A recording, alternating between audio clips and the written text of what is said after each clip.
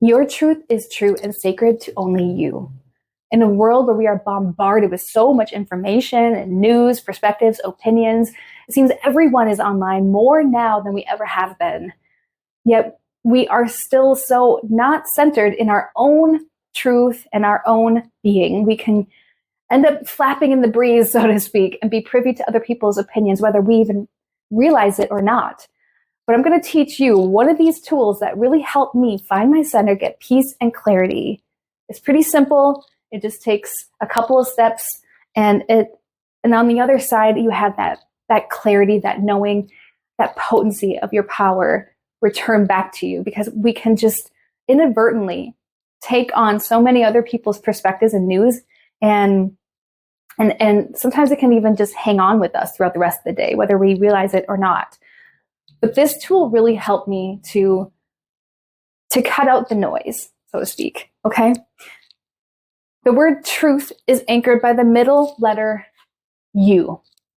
The U is accentuated because it comes back to your truth is sacred to only you. You are the main factor in the word truth, right? So already you have two decisions. You can decide whether you adopt any story, as I like to say. Just think of it this way.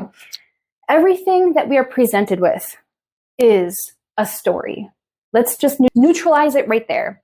From a pure observational standpoint, everything is a story until we decide to adopt that as our truth.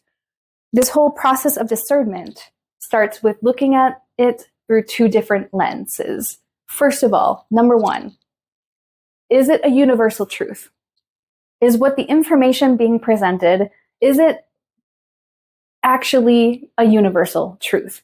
Like, is it a news article that talks about how we are in a solar system and we are governed by the law of gravity? Well, all those things are universal truths. They apply to everyone on this planet and everyone in this galaxy.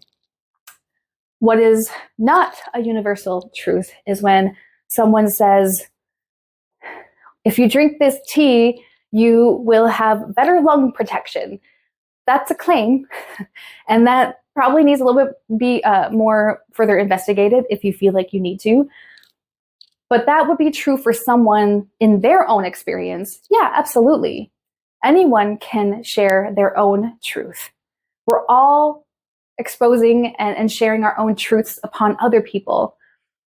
But we don't always have to take that invitation and accept it as our own truth. Through the process of discernment, you have the other option. Is it a relative truth? Is it true to only that person, only a couple hundred people, or only a country or a few countries? Like, is it just a relative truth that they are speaking to? If so, then you have your answer as to how you want to proceed. Do you accept that story as your truth, or do you simply just put a pin in it?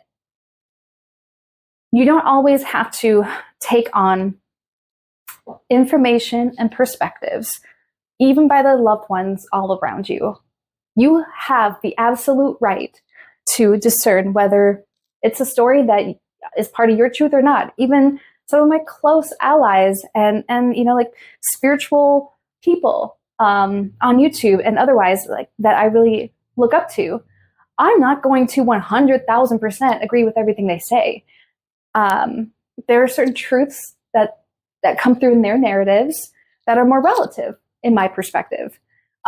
Just because we're on the same page, spiritually, doesn't mean that everything that they say to me is the absolute universal truth.